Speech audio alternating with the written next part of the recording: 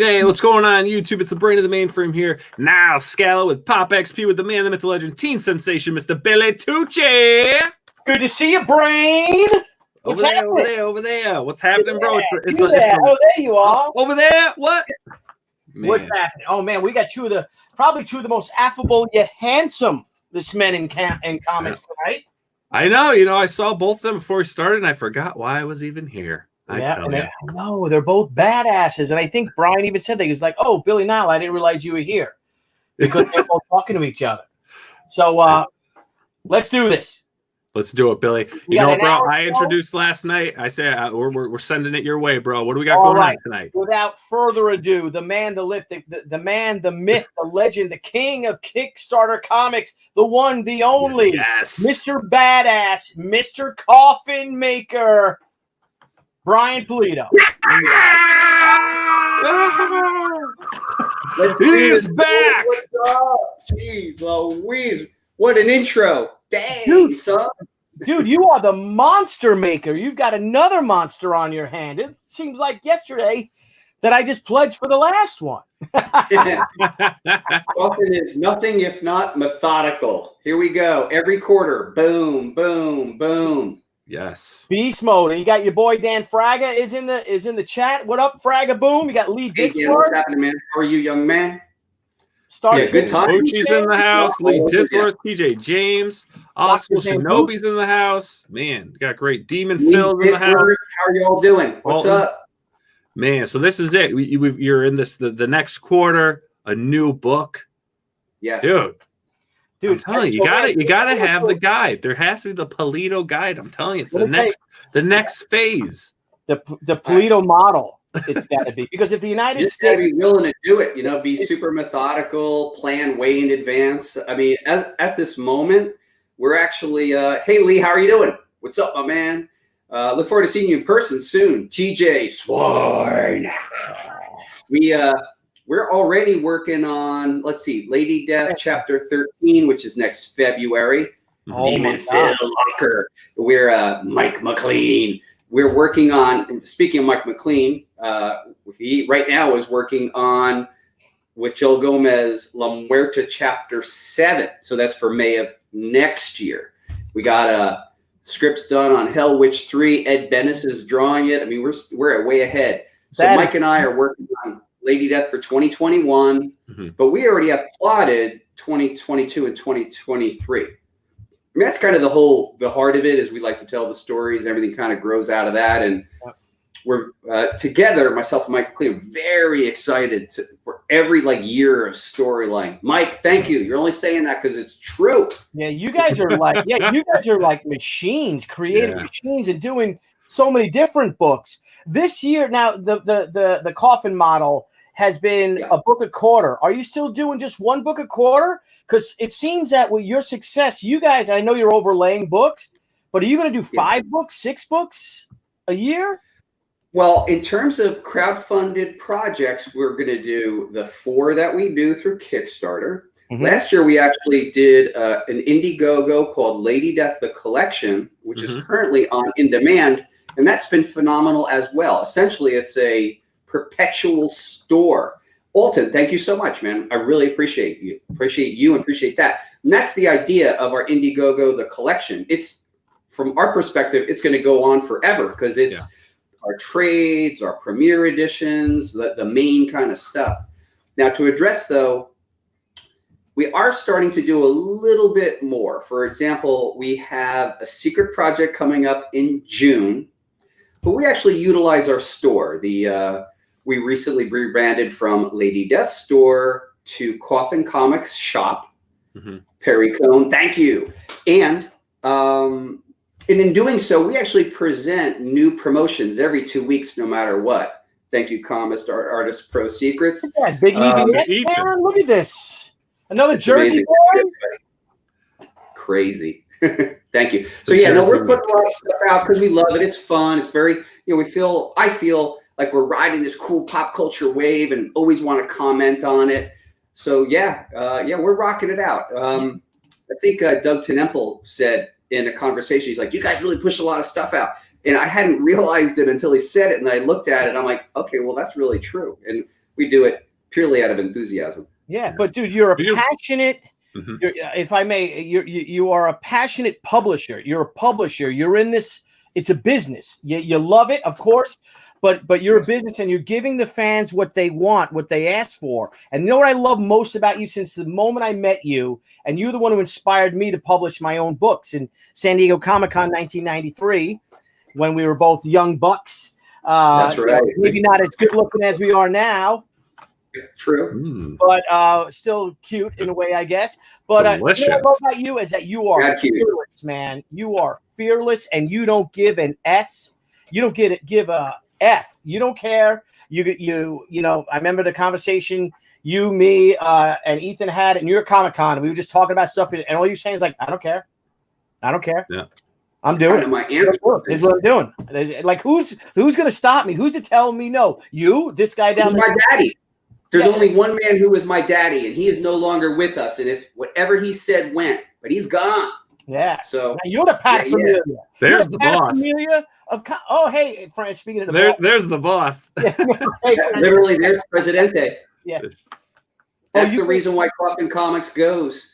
I mean, I'm the face, and I do have my own part in it, but certainly without Presidente, where are we going to be? Yeah. Absolutely. And you know, you've got your system down though. I mean, like you said, you're working on, 2021. What'd you say, up to 2023? Did I hear that correct? Well, we're plotted past 23, but we're like solid plot up into 23. Yeah. And we'll get to La Muerta, of course. And but your plan with all this stuff that's going on, and people are saying they don't know when the country's going to open up again. Right? Yeah. I know, Coffin is not skipped a beat. Coffin Comics is never shut down. I hear people talking about comebacks, this, that, and the other, and I'm like, I didn't go nowhere, bro. That's right, bro. I've been in it the whole time. Now you hear all these comic book conventions are being closed down. You have a big event next year in February. I don't know if you could talk about it or anything like that. Sure. Yeah. Oh, you are. That's announced because I kind of blew things last time. Oh yeah, we're selling tickets. Yeah. We have an event called Sworn Fest, where fans from all across the globe, literally, honestly, come and descend on our humble Mesa, Arizona headquarters. We actually rent out a building inside the Mesa Convention Center. We provide tours of our gorgeous HQ, essentially a fan-funded facility. Yeah. And we're going to have rock and roll karaoke on Saturday night, all kinds of stuff. So yeah, we had it last year. We're going to have it next year. Do you have the dates for Sworn Fest? Sworn Fest 2021 is February 26, 27, and 28. More information at coffincomics.com. There's even a beautiful landing page, shows you testimonials, video, what it's like, the whole thing. We run cameras the whole time. My plan for 2021 is we're going to have 2 crews simultaneously doing a documentary. One's going to be kind of like classical filmmaking style. And then we got another crew, and it's going to be like Rob Zombie kind of style. So, yeah, we just keep going. I love it. I love the energy, man. I'm digging the hat. I'm digging La Muerta. I'm digging your energy. I'm digging feeding off your energy, man.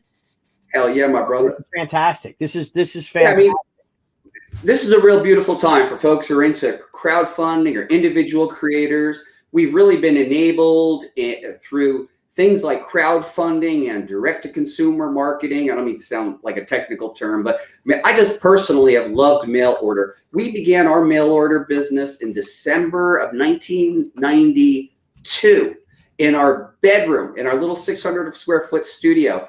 And we've been evolving and learning so much more about it. And I really appreciate and acknowledge you for acknowledging that we're fairly on task and on schedule, but I must tell you that literally every day we're trying to find new ways to even be more efficient, and more efficient. Mm-hmm. It's one of those, Bill, you probably would know the term, but I think it's a mantra for something like Art of War, which is it's sort of about daily refining, and we're really authentically all about that. So we actually condition our staff to be comfortable with change. Not abrupt change, but incremental change. We always know what the target is, but we're always looking at how can we do this better, faster, smarter, maybe less laboriously.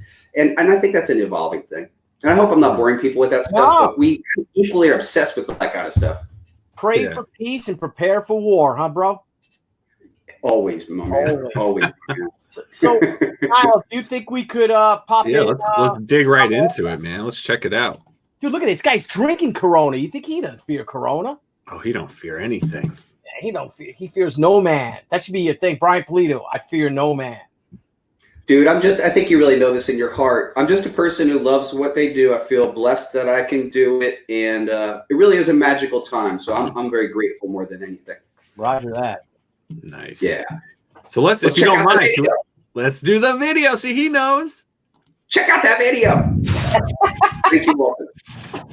Hey everybody, I'm Brian Pulido, publisher of Coffin Comics and creator of The Avenging Angel, La Muerta. And we are back with an all-new 48-page graphic novel entitled La Muerta, Retaliation. Everyone thought Mama Z was dead, but forbidden witchcraft has brought the ruthless cartel boss back from the depths of hell to once again rule the streets. Now Mama Z has only one unyielding desire, to see the avenging vigilante known as La Muerta completely destroyed.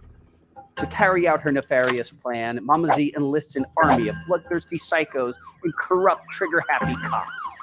Relentlessly, they hound La Muerta through the city's meanest streets and most dangerous back alleys. But they made one fatal mistake. They underestimated La Muerta's sheer will to survive. Soon, the hunted becomes the huntress, as La Muerta wages a savage war to once again avenge her family's murder, all leading to one of the most brutally violent, bullet-ridden climaxes ever.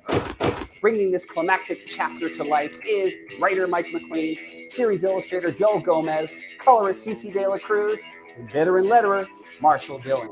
And here's the thing, this project is done. All we got to do is print, but we need your help to make La Muerta happen.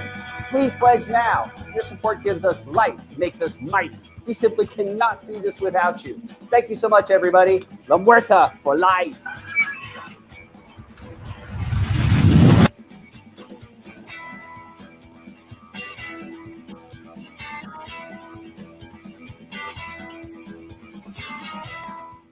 I'll show them fear.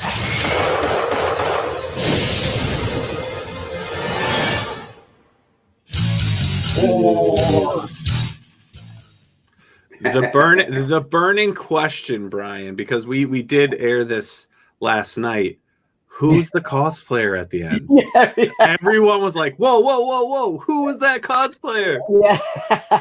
Yeah. Well, years ago, we shot that preview in an effort to promote La Muerta early on, even before it was ever a comic. And what we did is we actually found a woman here in Arizona who'd prefer to be nameless, and she's a shooter.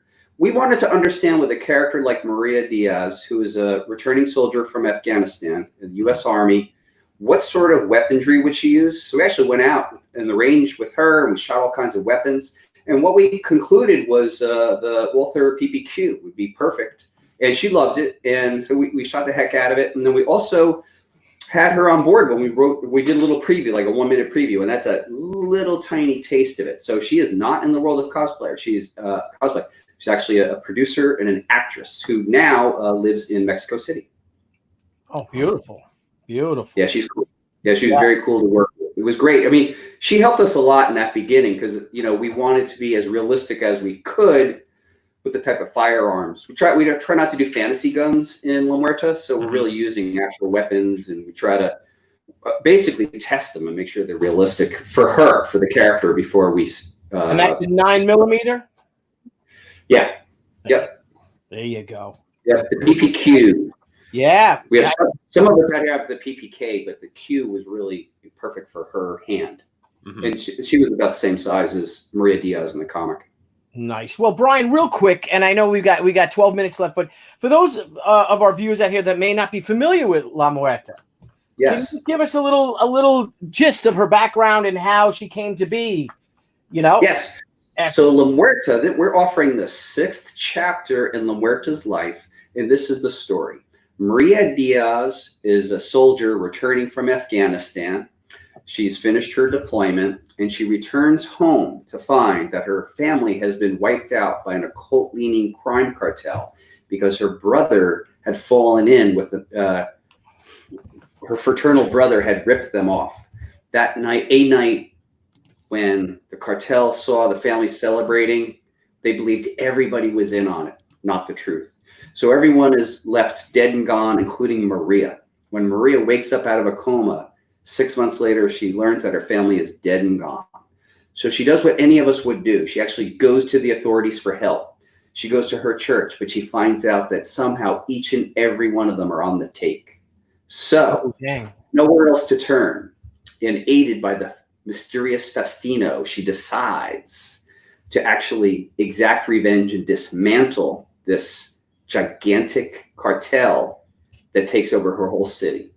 So that's the origin of La Muerta. And in this particular storyline called Retaliation, which is the 6th chapter, this is the end of our giant story arc where La Muerta's arch enemy, Mama Z, the head of the cartel, is out to get her revenge.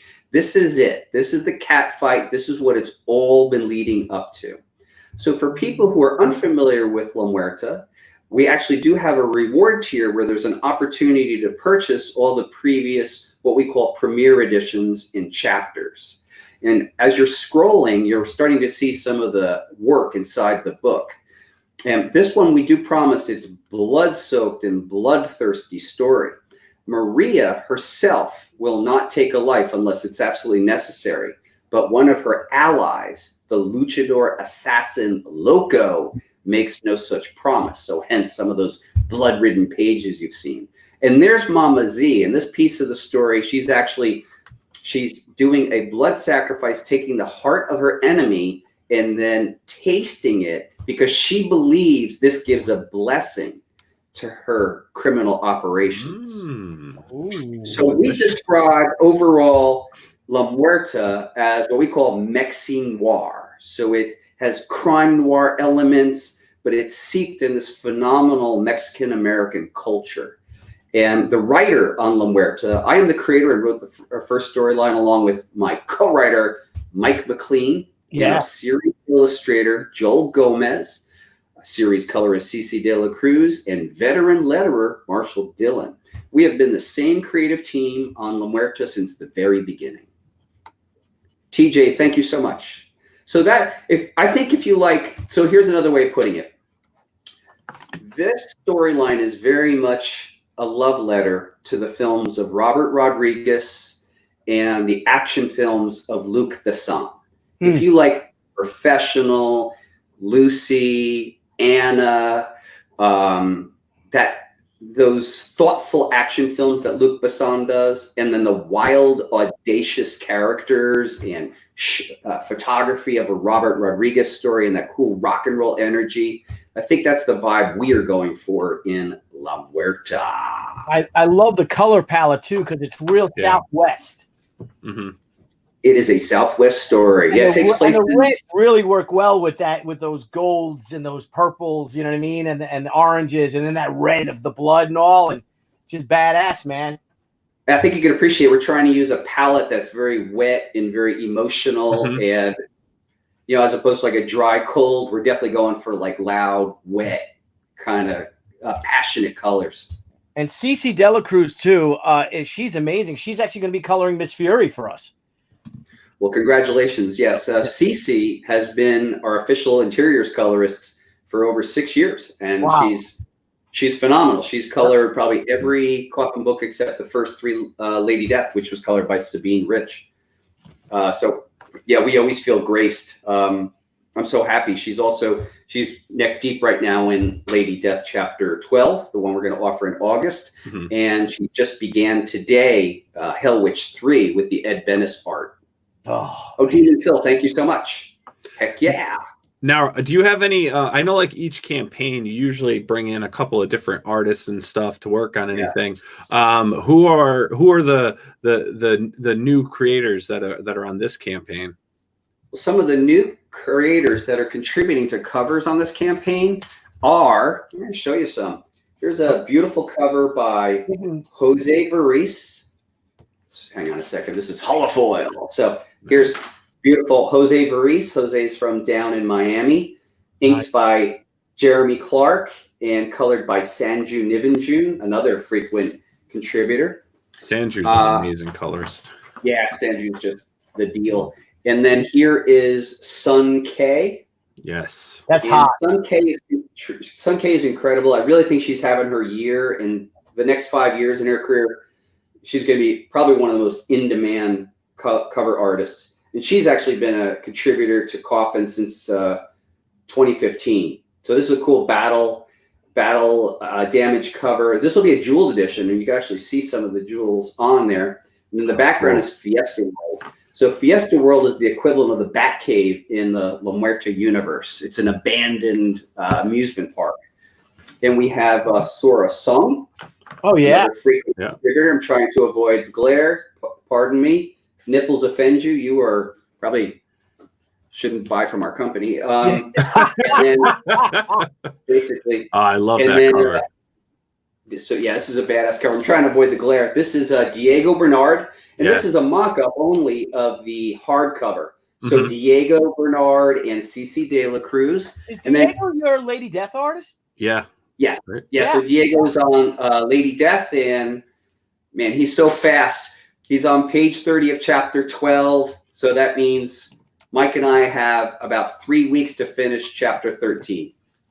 That's exceptional. Thank you so much for your kind words on La Muerta. And, big up to our creative team, Mike McLean. Mike is a phenomenal talent, the writer on La Muerta. So this is our homage, and this is by Jesse Witchman and Tavon. And big credit to Jesse Witchman. I feel so blessed that we have these creative contributors have such great ideas. This was completely Jesse's idea, the homage to the movie poster of Desperado. And it's very fitting for our story. So that's Jesse Witchman. And then check out this completely insane cover. Oh, that's great. That's cool to know about those tattoos. So here's a metal cover. What? Nice. And this is by John Boy Myers. Wow. And John Boy is such a G. That stuff is insane.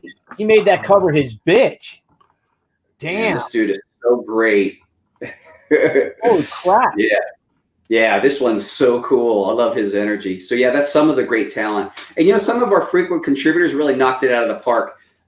Towards the end of the campaign, or towards the end of us putting the project together, Michael Monty Moore turned in an image called Dark Reaper, and it is definitely one of the best pieces of his career. That wound up being part of our upper tier. Yeah, and right now you're showing that super crazy John Boy Myers That's amazing. piece.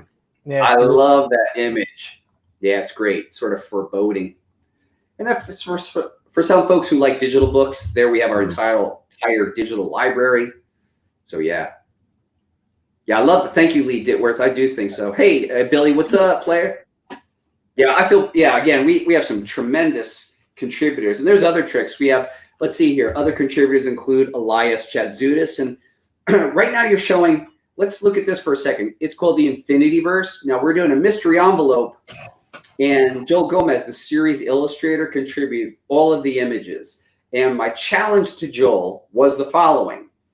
If La Muerta was portrayed in alternate dimensions and alternate times, what would she look like? And I'm going to show you the answer. So bear with me here. Oh, also, did I mention that we have Joe Benitez? Oh, that's awesome. So Benitez, so great. Yes. Let me see if I can bust out. And then, because we're silly, we did one of these. This is not an actual action figure. Yeah. Since I don't know if that company will ever come around to us. Yeah. Not an actual action figure, folks. Comic book. That's terrific. Who illustrated that? Who illustrated that, Brian? That's Marat Michaels and Dan Feldmeyer. So Homage King, clearly the Homage King. So check these out. Crazy. Wow. So Cowgirl La Muerta. Sick. We call this one Jaguar Claw. Jaguar Claw. That's cool. Sorry about the glare, guys. Here is Medieval. Now, each of these are only limited to 40 copies. We're crazy. Holy crap. Ridiculous, frankly. And they're all part of a mystery envelope with this theme, and we call it Infinity Verse. The pirate. Yeah. Frank Amazing's favorite always goes for your mystery envelopes. I have so much fun with them. I got to tell you, the way we do these mystery envelopes, they literally take me as much time to put together as the rest of the Kickstarter.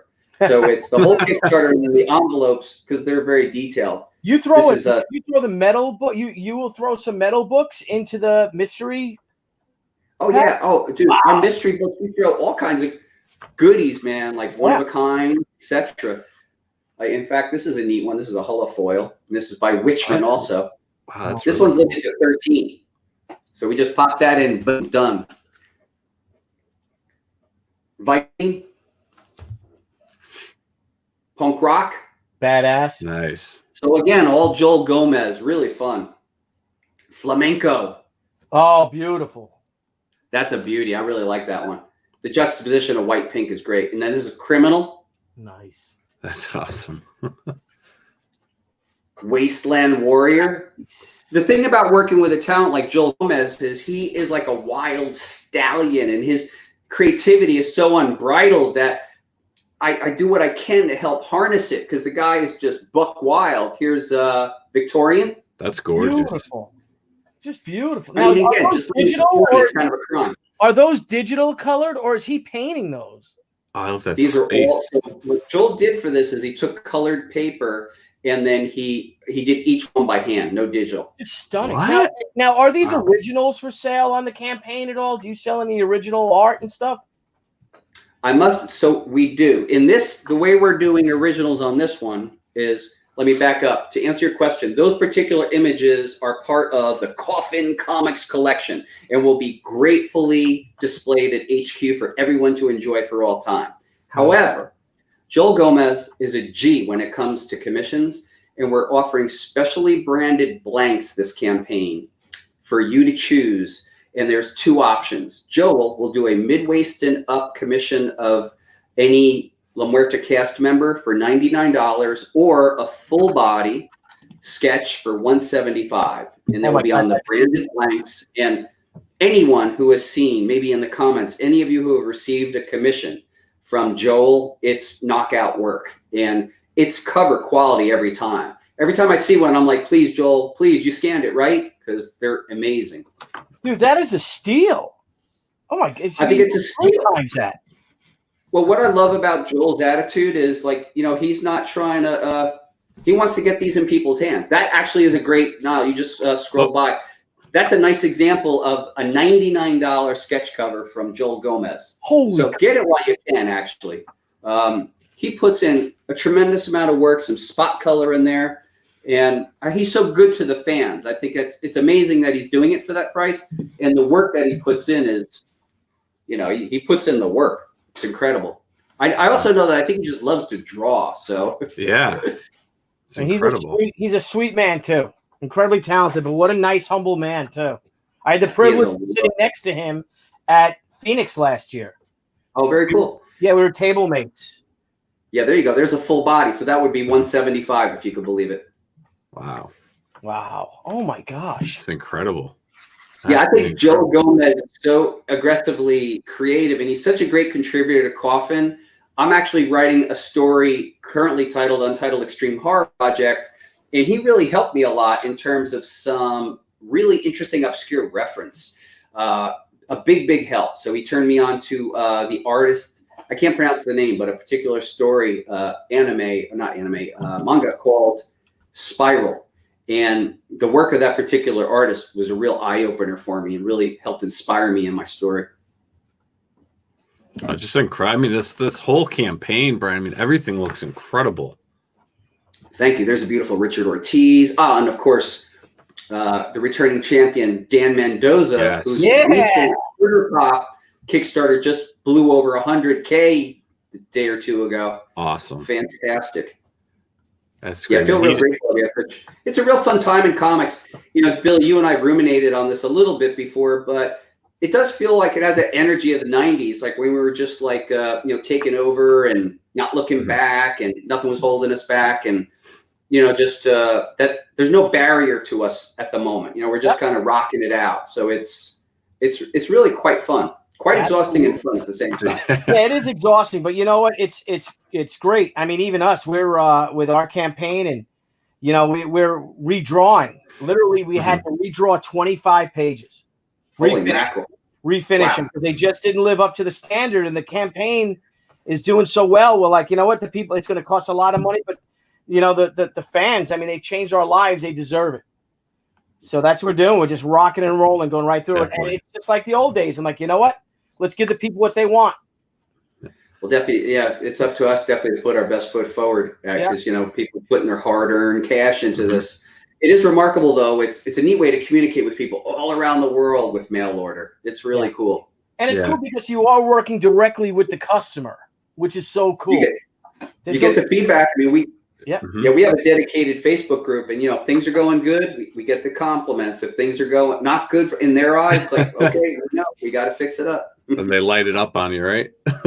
You bet. So and you guys you went live last night. So this is La Muerta is barely 24 hours old. So we're at an amazing. This is an amazing raise for this project. Our record on La Muerta was last year's Ascension. I think we did 105,000. So we're off to a blistering beginning. Wow. And if people are familiar with our campaigns, I usually say expect the unexpected. By now, people probably expect the unexpected, but in this case, it's true. We will unveil a heretofore, never done by Coffin Comics cover enhancement that is pretty rad. So I don't want to oversell it, but it's brand new. It's something Coffin Comics has not done before, and we will reveal it early on in the campaign. So folks, definitely keep your eyes peeled. Awesome. Exceptional. Looking forward to that. Well, Brian, thank you so much for coming on tonight, showing us La Muerta. You know, #1 Retaliation. It looks amazing. I'll definitely get on that. I got to get on that to get my next issue. You know, I got to keep with the story myself. Dude, this is awesome. Love it. Love what you do. Every time I have you on, I get pumped. You know? Thank you so much, guys. I really appreciate it. I don't want to step on Humberto's time, and much respect in regards to him. We spoke about backstage, but Strange Academy I found to be totally phenomenal. I can't wait to read more. So guys, in conclusion, I would like to say I love you both, and you've been great. I've been Brian Pulido. Sword. Yes. Man, he's awesome, dude. Oh, he always kills it. Just a true showman, getting unbelievable. I love what he does. Look at that. He's got now he's making people cross. He's making people cross over from Indigo to a Kickstarter. But I mean, you know what? He's the guy. You know what's great about Brian is he doesn't care. He's got his stuff. I mean, he cares about the fans. He cares about his stories. He doesn't care about any BS. He doesn't care about none of it. He won't even bat an eye at it. He just focuses on his mission at hand, and that's bringing great books, escapism, and on a tight schedule. I mean, he's the closest thing to, you know, is crowdfunding's concerned. He's the closest thing to like picking up your book every Wednesday. You know, like every quarter you get a book, and as you can see too, I do think more and more things are coming more quickly, which is pretty cool. And now that he has, you know, different series, but they all tie in, right? They're all part of that universe. You can cross over at any point. Just unbelievable. But definitely someone to keep your eye on if you're new to crowdfunding or even want to do your own project. You know, it could be a toaster. I mean, the system's the system, you know? Yeah. But now we've got our, what's that? And another inspiration now, one of our favorite artists. Yes. and a beautiful soul. Do you want to make the introduction for our next guest? Yes. An inspiration, a beautiful soul, probably the nicest creator in comics, Mr. Humberto Ramos. Hey guys, how you doing? We're doing good. No, we're not live anymore. Oh man! What? No, I'm messing with you. Like Humberto, right? So it's me. I know. I knew it was me. Humberto it's so funny because Humberto is like he's like George Perez. He's the nicest guy that you'll ever meet, and Terry Morrissey. But he is quite possibly the most dangerous man in comics because I don't think so. we had YouTube shut us down when he was on. You shut YouTube down. They killed our show us twice, right? Yeah, twice. We did it twice. Yeah. Did you ever get it back? Yes, I did. I Okay. appealed for it. I appealed for it and got our footage back. So we're Did good. they tell you why? Did I say something wrong? Or No, they don't let you know. Just all of a sudden, it's there. It's just back in the. I don't know if you have a YouTube channel or anything, but you have your YouTube studio and you go into your videos, and there it was. It was back. Aye. So, but everything worked out. They just couldn't handle how hot Humberto is and his talent. That's what I'm saying. Super hot Super hot fire. Thank you. Happy to be back. So Humberto, man, how is everything going since we've last had you on the show? Regarding COVID and stuff, is quite the same here. We're still on lockdown. They announced yesterday, actually, on TV that it was supposed to end at some point, 1st of June, but they told us that they're gonna, let it go for 2 more weeks, and I'm pretty sure it's gonna go for the next month as well. So I wasn't, willing or expecting for this to end till July. So I'm okay, But I'm working every day, so life is kind of the same because it's the same routine. Yeah. But the vibe is not the same. You have this anxiety. You feel a little worried, a little anxious that you don't know, because we don't know when it's gonna end. I mean, if we knew, things would be easier, because we have a day, we have you set the goal and you go for it. But when you don't know when and how it's going to end, that's the difficult part, I think. Yeah. It's nuts. The world has never seen anything like this since 1918. Really, since the influenza outbreak. That's just the way it is. Well, they've seen it. They've just never experienced like actual shutdown, like a controlled, organized shutdown. Yeah, you're right. Yeah. I mean, it's we've obviously had many things that have affected mankind and killing off hundreds of thousands of millions of people, but never a controlled, like, we're not going to let it do that, and we're locking it all in. But you're still working. You're still plugging away. Yep. Yeah, that's the thing that I do.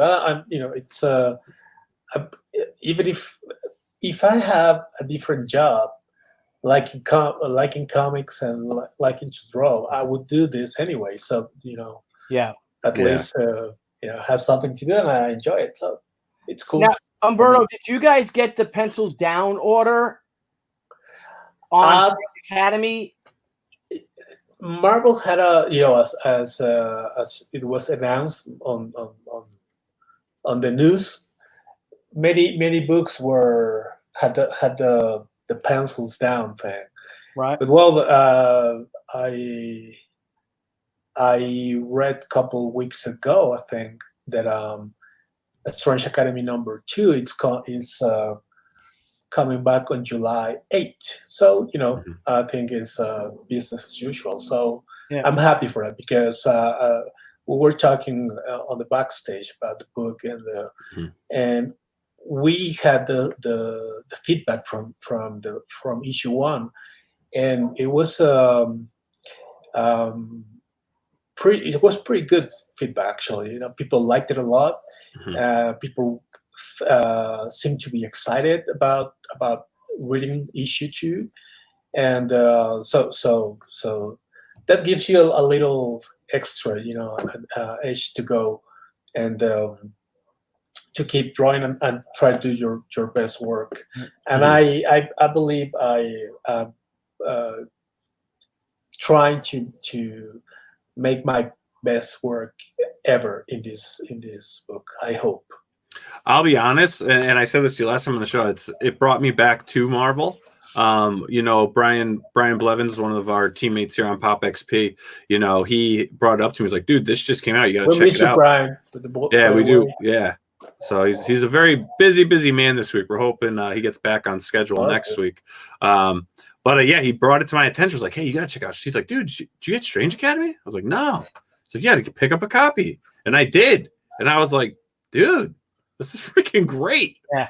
Like this is like, I was like, dude, if they keep making books like this, then I'll keep buying. You know, I haven't bought a Marvel book in so many years just because really I just didn't, nothing fancied, you know. Every now and then I'd pick up something just to see if anything changed, you know. But this book, like, I'm like, we actually were just talking about it today. And Brian was like, man, I hope it comes out, like, you know, because Marvel's going to start releasing books. We hope issue 2's in it. No, I hope so too. No, it's coming back, and I think we talked a little bit about it last time.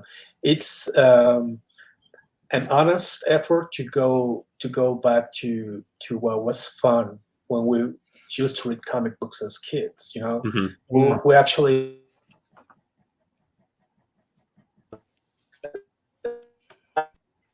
If I had to make a comparison, you know, between this book and something else that I've done, I would say Impulse. Impulse was the cool thing about Impulse was the kid, Bart Allen, not the superhero called Impulse. Yeah. And this book it's all about that, you know, and well, Scotty has a lot of fans, and you know the way Scotty writes, and that Scotty, it's in this book, so it's gonna be a lot of fun with these kids. Yeah. You know what I think is usually like with a book, a lot of times, and you read about it, that there may be a book with heat on it, and when this coronavirus thing happened, and especially for mainstream comics, with the comic shops being closed for over 2 months, it kills the momentum. But that's not the case with Strange Academy, because just like you heard about it, Nile, just like I heard about it, people are like, hey, have you heard about Strange Academy? Have you seen what Scotty and Humberto are doing with this book? It's all word of mouth. So the book is actually gaining momentum during this break because no one can get number 2. So the numbers for number 1 are skyrocketing on eBay and in, you know, and retailers and things like that. So it's really it's kind of working in your favor, you know, to have this horrible event that happened. But for the book, it's kind of fueling it. Do you know what I mean? Oh yeah, they can't get it, and everyone's talking about it. 100%, 100%. Because the issue 1 is so good. I mean, like when Brian backstage came on, it was like he immediately had to get that off his chest. Like, dude, Strange Academy is insane. And I think Brian for that. Yes, you know, it's a nice thing to know that fans, when they will be able to go back to the stores and that they can get the book and have a little fun between this tragedy that we are all living. You know? Yeah. Now let me ask you, you know, with you know, being in lockdown, you know, for most creators, it's not, you know, for their families, maybe it's a big change, right? And maybe it's a big change that now all of a sudden your family's with you all the time when they would probably go out to their jobs, school, whatever. And you know, you guys are working. Have you taken any opportunity to work on any of your own projects as well? I wish I could. I have I've been sketching up characters for the stories I want to do for the last, I don't know, 10 years maybe. And I haven't been able to draw a single page on them. So, you just have so you know, I would have to say I'm lucky that way, because that means I've been always filled with work. You know, I've been in the last 10 years, I've been a Spider-Man artist for a long time, and that alone, it's a blessing to me, you know. And so I'm having a lot of fun, and I don't get to have a lot of free time, let's say. That's the curse of the artist working at home. I know. Yeah. And but I've been doing a lot of research, let's say, about what I want to work about. Now, if it's not going to be superheroes. That I can tell. Awesome. Now, if you do your own project, let me ask you: are you going to try to go through traditional publishing, or would you try the crowdfunded route?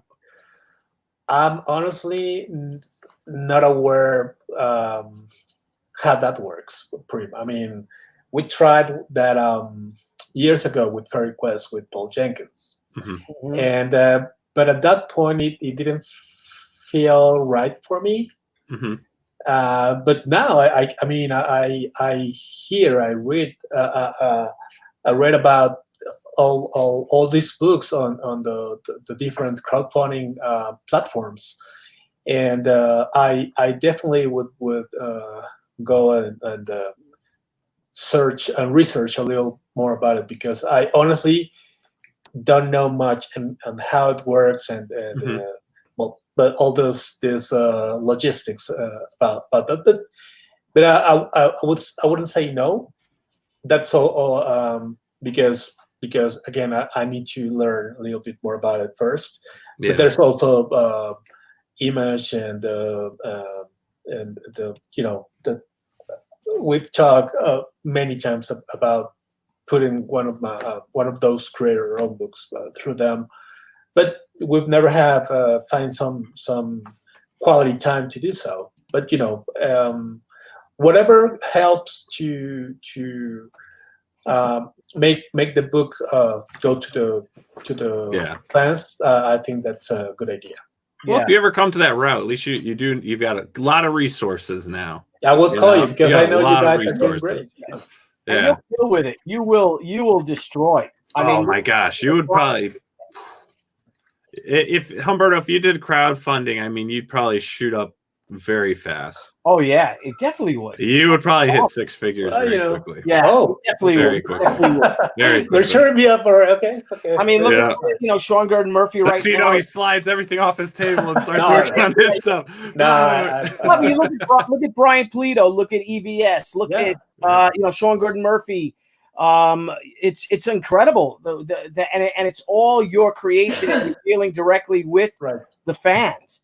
And it's really cool. It's a wonderful connection. If you heard Brian, you hear the passion, and it's just I heard him. It's amazing. It's such an amazing experience, and I love it. I love it personally, and it's almost like, why go back to what I mean to personally. If you have an independent character, you have your own book. Heck, you could bring Crimson back and go through and do a Crimson classic and test the waters with that and reprint the old Crimson books, if you have the rights, the publishing rights for that and all. You could do that, and you say the book is already done. You run it as a 30-day campaign. You get all your friends to help out. We'll all, push it, support it. And I'm telling you, it's just something to think about. I mean, what do you think of that, Nile? Look at this, getting off the subject of. I get so excited. A lot of mainstream creators, and Billy and Humberto, you guys are mainstream creators. The best what a lot of the creators do is they take the IPs they own or the characters they have the rights to, and they put them together. Dan Fraga had done it recently because he brought Black Flag back. He worked over with Image and everything. But they're taking their older stuff and they're bringing it back out there to reintroduce the crowds, and they're being very successful with it. And then they launch their new stuff. The new stuff now launches off of that.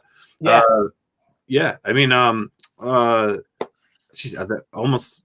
Yeah, definitely. You gave me a lot to think about. And then you employ friends. You ask friends to come in. Someone that you trust to start working the business end of it. You know what I mean? Maybe it help you out with it. You give them a cut, or you pay them, because then that could finance the whole.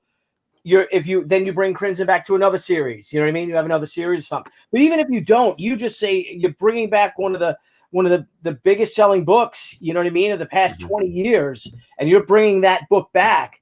I think people would go nuts over it. Nuts. Yeah. All right. Sounds good. Well, so far, I can tell you that I am really happy working with the Marvel crew. Yeah. It's my family. People in the Spider-Man office is the same that who are editing Strange Academy. So it's more like we are family working together, and I love that. I mean, I like drawing the books, but I love working with my friends. Oh, I mean, you're working on you're working on characters that whether someone admit it or not, are the characters you dream of working on. You know, you are now in the pages of history as one of the greatest Spider-Man artists. Yeah. I mean, how incredible is that? You know, Yeah. I mean, you know, what you're doing is incredible. In your work, your fans, what you're bringing back. I mean, you're now successfully bringing back something in traditional comics of just a good comic.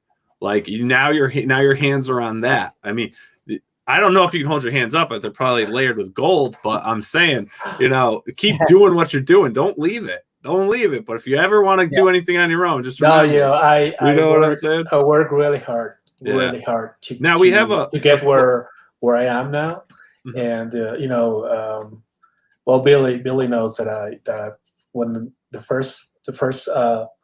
when I first started drawing comic books, I wanted to draw Spider. And it took me a lot of time, a lot of sacrifices, and a lot of experiences to get there. So I'm not gonna let it go easily. So I'm really happy working at Marvel. To me, it's been nothing but a great and exciting experience, honestly. Yeah, that's incredible, man. And congratulations for that. You know, working hard, getting to work on, you know, the character you've always wanted to work on. And not only that, at being one of the best there ever has been with it. You know, you're right up there with the best of them. Yeah. I mean, congratulations, dude. That is fantastic. And we've got a question here from Mike Fiala. He says, what was it like forming Cliffhanger with J. Scott Campbell and Joe Mad back in the day?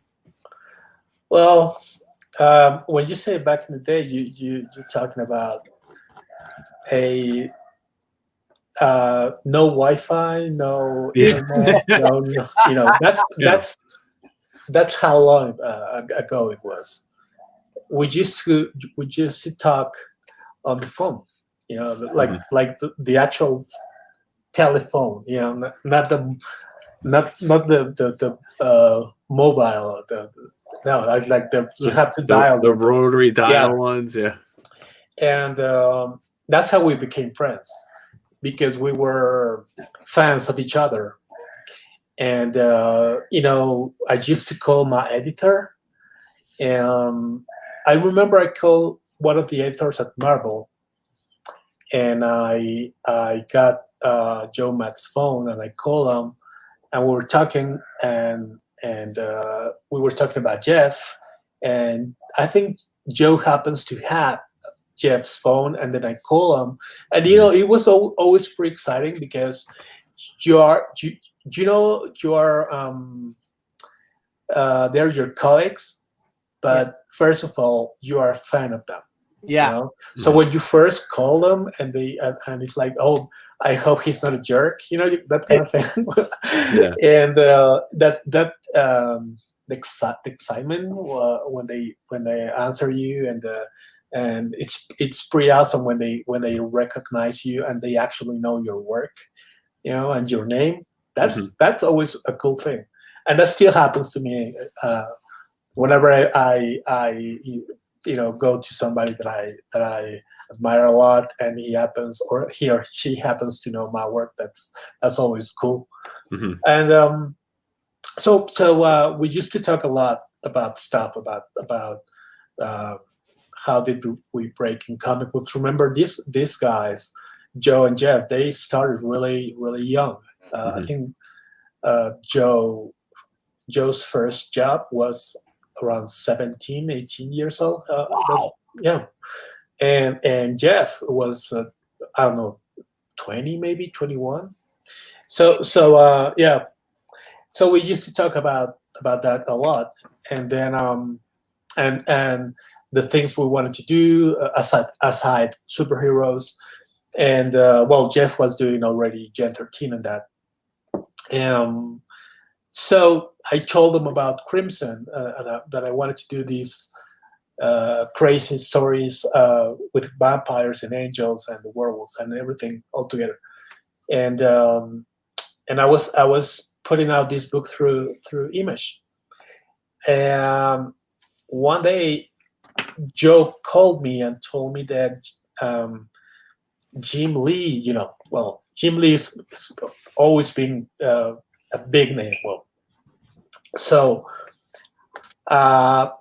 imagine when somebody tells you that Jim Lee want to talk to you, Yeah. And because Joe told them that I had this project that I wanted to do, and he explained me the whole cliffhanger plan that the Jim called, of course, Jeff and then Joe to bring new ideas for this imprint, but they needed a third project, and they tried to reach out for Mike Turner, but he couldn't do it because he had a commitment with Top Cow. And then Joe and Jeff told him, well, we know Humberto, and he has this project he wants to do, and he hasn't put it out yet, so maybe it can work with this plan we had. So they called me, and I talked to Jim, and that's how I got into Cliffhanger. Mm-hmm. That was a long story long. Yeah, and then turned the industry's head on its upside down. When those books came out, wow. It was a great time, yeah. It was a good thing for comics too, because it wasn't in a great time, and it gave it a nice shot in the arm. You know what I mean? The success and the enthusiasm and excitement for that book. So, I thank you as just being publishing by then too. It was a great time. I really enjoyed doing that book. Crimson was quite an experience for me, and my friends, because I co-created with friends. Yeah, and we didn't know a thing about how to edit the book, how to write stories, and well, as you can see now, as you can hear, English is not my first language, so it was quite a thing to translate our ideas, wrote on paper, and then translate it to English, and try to give it some kind of logic, and that's how we ended up bringing Brian Augustine to the project, and he helped a lot. He gave the book this texture, the flavor that it had to have for the people to like that, So it was quite an experience to do Crimson. Yeah, I mean, all that came out. It was just a great time for comics then. I mean, so many innovative books came out, independent, even stuff coming from, the big publishers. There's a lot of good stuff at the time. Cool. Yeah, as Billy said before, it feels like it's coming back, that, that excitement from creators doing their own stuff, and fans are willing to buy the new projects that with fresh new ideas and characters. So it seems that it's going to be a good time for comics in the future. Yeah. It seems like we went through a dark time, a very unsteady time recently in the past 3 years. And I think this virus really gave it a kick in the pants, because a lot of people fear that the comics industry is dying because of the sales going down and all, and for whatever reason, one reason or another. But now it seems like this is really making people and publishers rethink their publishing plans and what books to put out. And I love it, because hopefully it's like them getting back to their roots, you know what I mean? And thinking like Marvel circa 1964, 65, 66, you know what I mean? That's, and it's really cool too, with the same thing with the independents, because I feel that creator-owned books and independent books, and books that are not the big two, say big two books, but not A-list big two books, not X-Men, not Spider-Man, but books like your book, like the Strange Academy, a book that comes out of nowhere, that they really didn't give it a big push promotion wise, you know what I mean? It wasn't like, and here's a new big book. They just put it out as another book. And I love it how the fans gravitated and found it anyway just through word of mouth. Yeah. And it's helped it grow, and that's what sells, and that's what people are looking for. That's why us who love this industry so much, that's what we want. We want books like what you're doing now. Same thing with Brian, our last gift, our last guest. That's what we want. The books that, that give the fans what they want. Give crazy, give fun, give exciting books, give thought-provoking books, and the industry will be okay. Yeah, I agree with that. I remember when CB called me. He was getting the job for editor-in-chief at Marvel, and he said, "I want books to be fun," and he was really emphatic when he said, "I want it to be fun." So that's what we're trying to do. Trying to, again, a lot of problems in our day by day life. So if we can bring people a little ease, a little joy, a little feeling of adventure, and to something at least to put them aside from their daily problems a bit, then we're doing a good thing. Yep. I mean, life sucks as it is. I mean, That's optimistic. Comics are created under the Great Depression at the dawn of World War II, and that served as an escapism. And same thing with the 60s, the turbulent 60s, Vietnam, and all the stuff that was happening. I mean, the greatest comics ever are those Silver Age books, Lee. I love that period. So hopefully now that we'll learn a lesson from the past, because I feel like, we're already standing on on the shoulders of giants. Yeah. We might as well honor them, and not piss on their heads. Yeah. Yeah, it's definitely going to be a new world when this thing ends, and stories will be told a different way. Definitely. Yeah. I was joking with friends about the new movies after the lockdown, and I was like, I don't know, we're not going to buy any other zombie invasion because we know it's not that way at all. We now know things. We know better. Yeah. So many storylines that we always follow, like the adventures and I mean, I love post-apocalyptic stories. I love those. Yeah. But now that we're kind of living through one of the it feels in a way like that. So next time that I see a movie based on a post-apocalyptic story, I will I'll be more careful about it. Yeah. Yeah, there was a great meme. I don't know if you guys saw it. Is it me? It's a meme, right? Not a meme. It's a meme. There's a great meme out there of like Mad Max, from Beyond Thunderdome, and he's sitting there and it says what I thought my life would be like during the apocalypse, and then the next picture was Jeff Bridges as the dude, in his bathrobe at a supermarket. Because what it really is like when the apocalypse comes, Right. I mean, it's not, well, I don't know if it's been the same there, but here the movie when the lockdowns started, Contagion. That's how I pronounce it. The movie that everybody went back and watched it. Yeah. And even Contagion has more action than the real life as it is, Yeah. So but it's a good thing that we're going through the apocalypse and we're gonna defeat it. So that's a great thing. Yeah. Yeah, and we'll defeat it. I mean, we are. I mean, look what's happening, and things are opening up. Thank goodness. I'm wearing the shirt. You can see the back, the comeback. How did you get your shirt? Did you order it? Did they send you one? I did order one, but I know people. Yeah. Of course you do, Billy. You ordered it in a few weeks, so you know.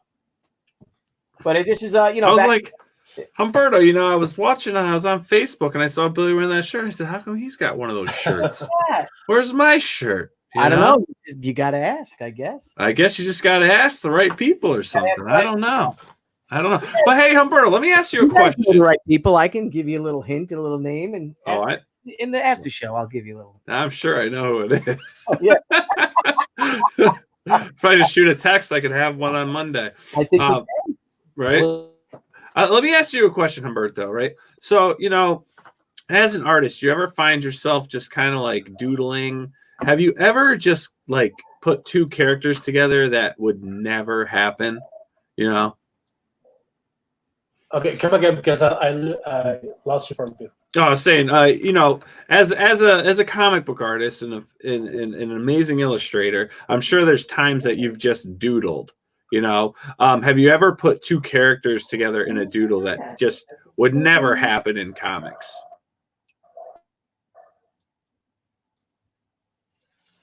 Am I losing everyone tonight? What's going on? Yeah, I cannot lose you. You're back. I'm back. You're back? Go ahead. Okay. Can you hear me? Okay. What I was asking is, have you ever find yourself just doodling? And have you ever just doodled like drew like two characters together that you would never see together in a comic? Like it could be a character from DC and Marvel, or a character from Marvel and Valiant. Like, did you ever just take two characters, draw it, and you're like, this is awesome, but you'd never see this in a comic? No, not really. You know, I am. Again, maybe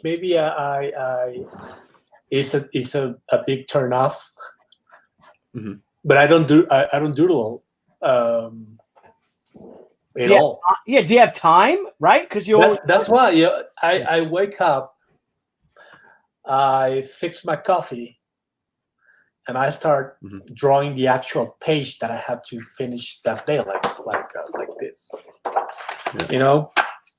And then it takes me, you know, pretty much all day to do that, and then I go to bed, and then I wake up and I do my coffee and I start working the next page. So I don't have a lot of time to doodle. I know a lot of people do that because I follow my Instagram is should be like the most boring Instagram ever because I don't follow celebrities or models or nothing like that. I follow artists, and every day, every night, you know, when I have a little time, that's what I do. I go to Instagram and I see my friends and the people that admire work, and I can tell. They can sketch and doodle. You know, I know the things they do on their free time and the things they do on their their working time, let's say. And but no, like I can't do that. I'm not good at all at that. Well, let me ask you another question too. So when you do have some time and you're not working on comic books, what do you do? Like, is there other things you enjoy doing that aren't drawing? Sure. You know, honestly, the thing that I like the most is to hang out with friends. And and family. I'm a family guy. Honestly, I'm not a party guy. I'm not a gamer. So, well, now we can do a lot of it, of course, but. We used to go like every Wednesday to the movies, you know, and watch a movie, and then on the weekends I have my friends from university still. We happen to live close, most of us, so we gather each other like every other week when we can, of course, and we visit family as much as we can. My wife's parents and my parents and our siblings. You know, that's what I actually do when I have a free time. Honestly, I do nothing else. Or go to conventions because that's the other thing I do. I do a lot, and I miss that a lot because, I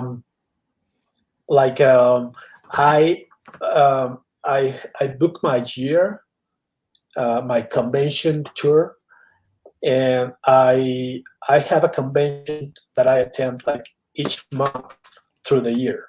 Mm-hmm. So as you can tell, this year is done. There were conventions that I was gonna be for the first time, like Cincinnati, Detroit. Those I've never been to, and I was gonna be there this year. Of course, it's not gonna happen. I was gonna be in Vegas, of course, San Diego, New York, MegaCon. I haven't done that for ages, and I was gonna go. Mm-hmm. So that's all also a part of my, let's say, free time. Because I gotta work, of course, but it's I happen to enjoy just the different set of things. That you see different people, you get to see your friends, you get to after the show closes, you get a drink with your friends, those that you don't see often, you go have dinner with them, that kind of thing. That's a cool thing that I love about the convention, the after show. Yeah, because it's become, right, and it sounds like you're the same as with me. It's become like our social life. Mm-hmm. You know what I mean? Because you live such an isolated existence because you have to. You have to concentrate. You can't be on the phone all day. You can't be going out to lunch with friends because you got to work. And then with the great thing about the cons is what I miss is seeing all my friends. And again, like you go to Detroit. It's a great convention, great city. And like nice, cool restaurants around there. They got a great bar at the hotel that everybody can just hang out. And I miss that stuff too. That's the thing that really sucks. You know what I mean? Yeah. The mops, it says here, Doodle, don't pay the bills. Well, that too. He's right. Yeah, but sometimes you get lost. You just you could be on the phone, right? I doodle all the time on the phone. You gotta hear when my wife talks, man. Like when someone's like, so what does he like to draw for fun? And Debbie's like, Billy loves what he does and he's having a lot of fun, but Billy doesn't draw for fun. Billy draws for fun. It's a living, And then she's like, "You're the buyer, get out of here." No, she's not like that. But no, that's usually with our friends. Yeah. Like at home or family members and stuff. And I would go on vacation. And I'd love to go down to Florida because all my family was there. And then as soon as I got there, my nephews and nieces, and they were little kids like, "Oh, Uncle Billy, can you draw she?" And I'm like, "Oh, no." I'm like, "No, I'm on vacation." I draw for them. But I draw, how about Mickey Mouse or Minnie Mouse? And I draw something like that because I'm like, I just went on vacation because I want to take a break from that, Do you bring your stuff down? Do you bring some art supplies down when you go? Yeah, my goal. I do. Yeah, my goal this year is. Oh, you asking Humberto? I'm sorry.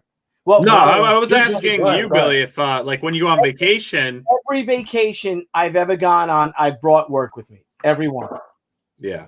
And we've gone to like St. Thomas or something, and I'm sitting there in the room with the window open, and I'm in the closet, or I have my little miniature light box. You know what I mean? And I'm sitting there drawing, and I just hear, my wife and the kids by the pool, and you look out, and everyone's out there, and you're like.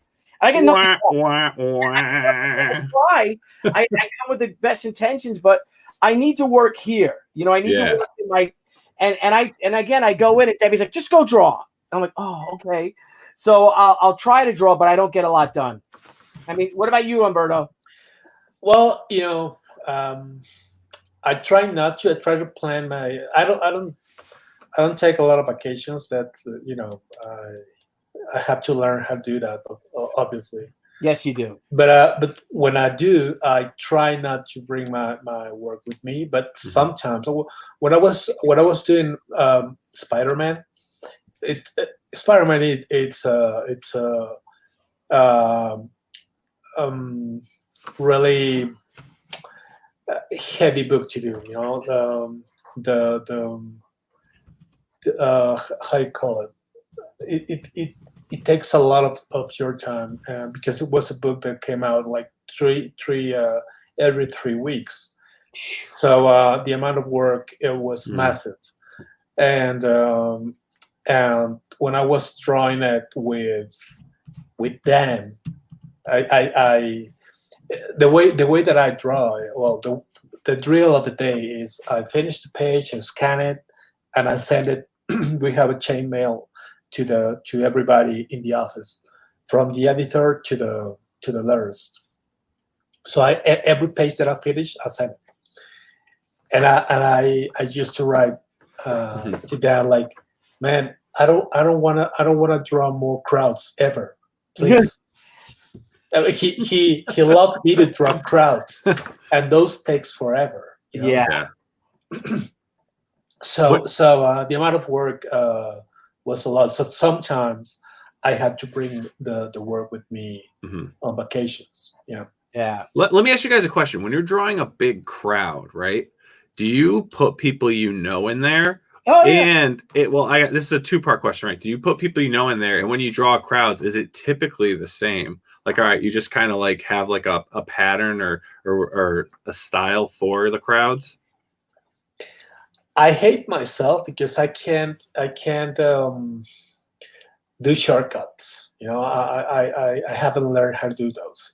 Like, there's a lot of people that I love how to draw crowds, because they draw like the first, I don't know, 10 well drawn, well defined people in the crowd, and then it's just a blur, and it looks awesome.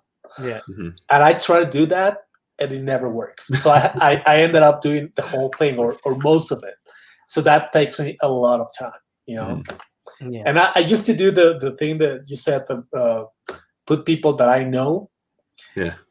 But then again, the time doesn't allow me to take that luxury and spend time doing a little of it, you know.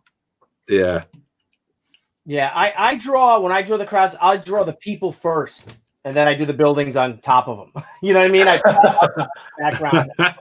Yeah, that's tough. That's a killer. Yeah, I'd rather draw trees. You know what I mean? So now, Humberto, there's something that I wanted to ask, and it's just reminding me now. And someone had emailed me to ask if they were watching the show. Sure. Remember, now we got into the thing with the convention with the La Mole. Okay. Remember that? Sure. No, but someone's like, because that's the story you were telling, and then we got cut off. Right. Because of the coronavirus and all. Do you want to delve into that, or what happened, and like? Sure, no problem. Mind about that, you know, just because people, the conversation had gotten so interesting, and then we lost it. We lost all our viewers, everything like that. Well, some of the media covered that story. La Mole, the convention that happens here in Mexico, opened the week when I think President Trump announced that he was thinking on closing flights from abroad. He closed, I think he closed from Italy maybe, and a couple countries. Yep.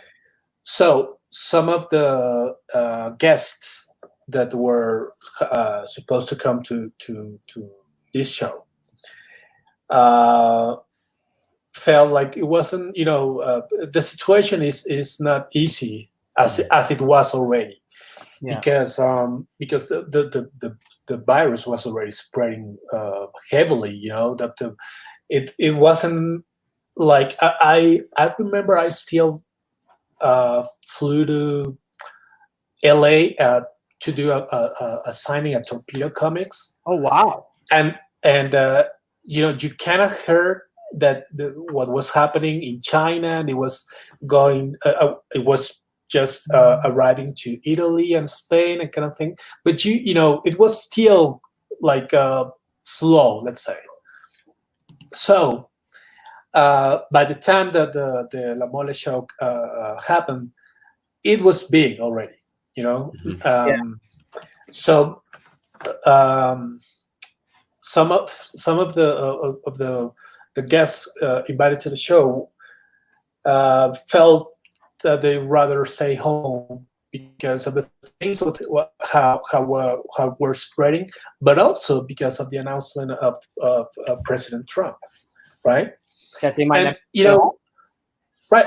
And you know, Billy, when you leave home, when you just leave home in a safety situation, let's say in a regular situation, your family stays back home with little concern or some concern, because that's how it is. When you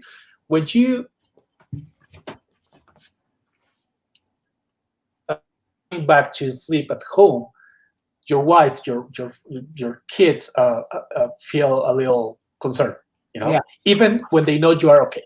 Okay, so when you don't have that guarantee, of course, you think twice. You're like, you know, you get cold feet if you want to put it that way. But most important, you know that there's a family waiting you back home, and that family, they don't know how things are going for you that far away. Sure. In a country they don't know. Okay, so they decided not to come. That's the bottom line. They Mark Brooks decided not to come to the show. Mark and I were really, really good friends. And the guy who runs the show, or one of the guys who runs the show, he likes doing these live sessions to announce what's going to happen through the weekend and the show. And he got upset, let's say, because and I understand, because I used to have a show myself, a show that I had for 2 years. Conque. Thank you for bringing me. You brought me. That was my first. And we couldn't. I really wanted to have more of that, because I really wanted to bring all my friends to the new show, and you know, it would be cool. But well, that's another story that I'll tell some other time. So, the first show that I did with Conque, I had the same situation with Mark Brooks. The same. Oh. A day before flying down to Mexico for Conque, his kid had an infection, a really bad infection. And he called me that night. He told me, "Bro, I can't make it. My kid is not well, and I can't leave home." Okay. And my answer was, "Don't worry, bro. You know, take care of your family. Family goes first. No problem. You know, we'll see you next year. We'll work it out. We'll do something." Okay. That's the professional and let's say, the professional answer that you should respond. Yeah. Of course, when somebody cancels you a day before the show starts, there's a lot of things that are gonna go crazy. You know, that you had to. You know, the show is gonna get hurt because of that. Because you know, you bring big names, and people are of course expecting to have these big names at the show, because they already pay a ticket for it. Yeah. But first of all, you have to be a professional, and you have to be courteous. yeah. because people is not that they are choosing not to appear at to your show just because it's not something they want to do. When somebody takes that decision, it's because something more important is happening, and they have to take care of that more important thing. And sadly, this guy, the guy from La Mole, didn't take it well, and he let his anger go live online. Ooh. And he said things he shouldn't said, and he used words that he shouldn't use. And he, of course, did that in Spanish. I guess he thought nobody would, let Mark know what the guy said and translate it to him. So the fans, they get upset and they let Mark know. And and he asked me, and I told him, I heard about it, and at that point he knew the rude words that being used against him already. And he asked me, did he said this? Like, yeah, I couldn't say no to something that he already knew. And that's how it ended for him, because one of the problems that Abby Granat was at the show. Abby and Mark are really, really good friends. So he went and he find this guy, and he confronted him. And he asked for an apology. He demanded an apology, a public apology. And eventually he did. But when he went on live, he went live on his YouTube channel. But the apology wasn't an apology at all. Oh, it wasn't. No. So the word spread, and many other big names said that they are not willing to attend the show in the near future. That's now, and on the record, La Mole, they were amazing to us. They treated Debbie and I. We've rarely been treated so great at a convention. And this individual's actions really, it's not a reflection of the entire convention, right, at all. I mean, it's an amazing show. It treated us like $1 million.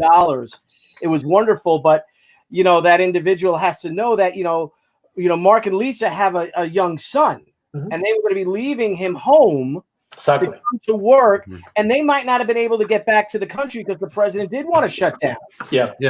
He was trying. They didn't know that at that time. That's why they decided not to come, because I would do it myself if I'm gonna fly out my country with my wife and leave my kids here, and not knowing if I'm gonna be able to get back. I would say, it's not worth it. It might be the coolest show ever. It might be, but I of course wouldn't put any convention, any business or pleasure trip before my family. And that's the thing.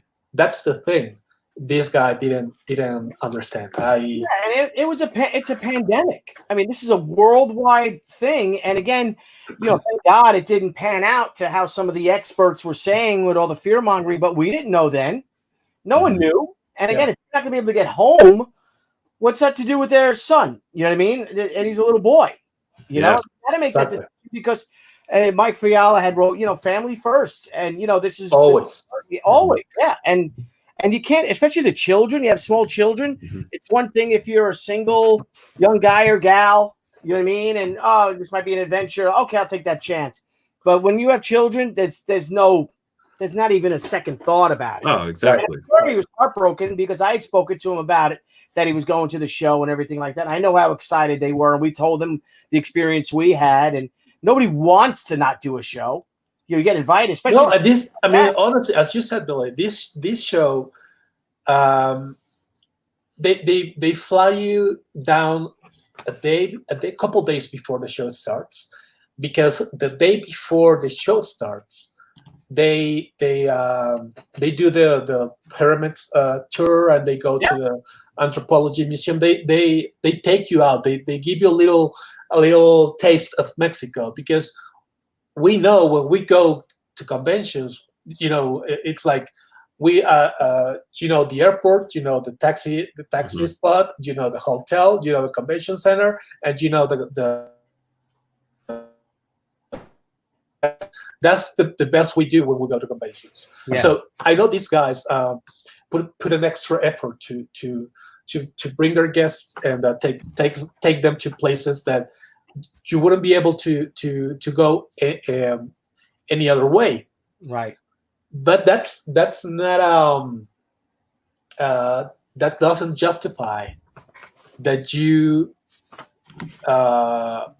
use that language, that tone, when something happened, and that thing force you, because that's how it should be called. It force you to decide not to come to the show, right? Right. And I think that was a lack of I don't know. Well, I will say PR skills. Yeah. Yes. Yeah. But I think he could have fixed it differently if he said, we are sorry. The problem with the apology that happened later on is he never talks to the family, because when you know that the thing that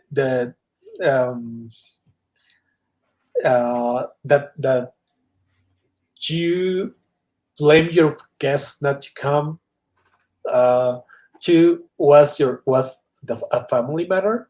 Yeah, you should address the family first in your apology. You the first thing you should say is, I hope your family is good. I hope because at that point when the apology happens, the virus was everywhere. Right. And he never addresses the family. That's the first huge mistake that the PR mistake that they did, and then trying to understand the human part of it. This is our job, yes, but first of all, we are just people like everybody else, and we want to be with our families as everybody else, right? Especially during such trying times. And I think in our friend Antoine posted about that, it could be devastating for the convention when it gets pulled out. But I think, especially in this particular case, I think, but I think in this particular Antoine, in this particular case, people would understand.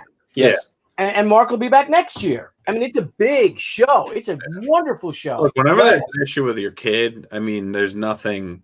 Yeah. Nothing's going to stand in the way of that. That's the problem. When it comes to kids, and you got kids, trust me. Papa Bear and Mama Bear come out, and the problem is how you the angle you take on the cancellation.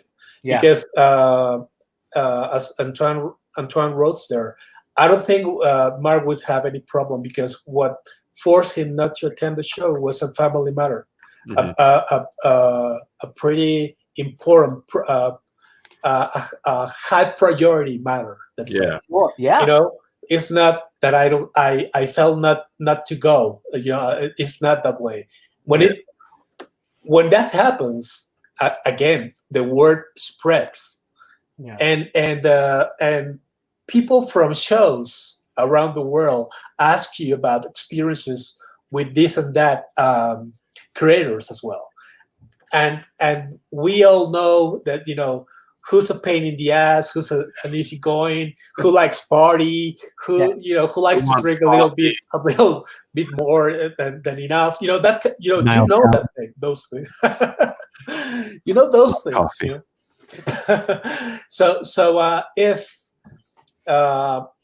Mark's decision was because of you know, had no reason to be, then will people from shows would know, and fans would eventually know as well, you know, and fans would felt, yes, they betrayed that their favorite creator feel not to go to be with their fans, because that's the way they would take it. Yeah. But if they know what forced them not to attend the show was, again, a high priority family matter, they would understand, and they did, because when it happens to us in Conque, and we announced that Mark had to cancel because he had a family matter, people, you know, the next year he actually went to the show,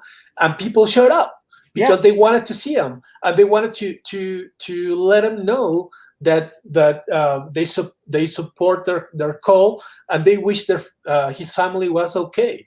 That's the kind of thing you want. That's the relationship you want to create when you have a show, you know. And that's where I felt these guys screwed up big time. Yep. And we got a super chat here from Comic Books in Cahoots. Humberto has sister under lighting, but the soothing tones of Father Guido Sarducci. Great stream. Thank you. The lighting coming up from your lighting. Look. Yeah, I'm sorry. I'm gonna put it down a little bit. No, that's cool. It's fine. It's fine. Niall, when we do our Halloween show, we'll have all under. Yeah, we'll all have our under lighting. It's that's what happened. That's the whole thing. I hope the Mopsy has the answer for all this. We need Ramos Con. There you go. Yeah, it's a lot of work. It's a lot of work. How big was the convention you were running? Oh, it was big. Yeah. It's for a Mexico show. The first show was huge. I mean, we had Stan Lee. I think it was the last convention.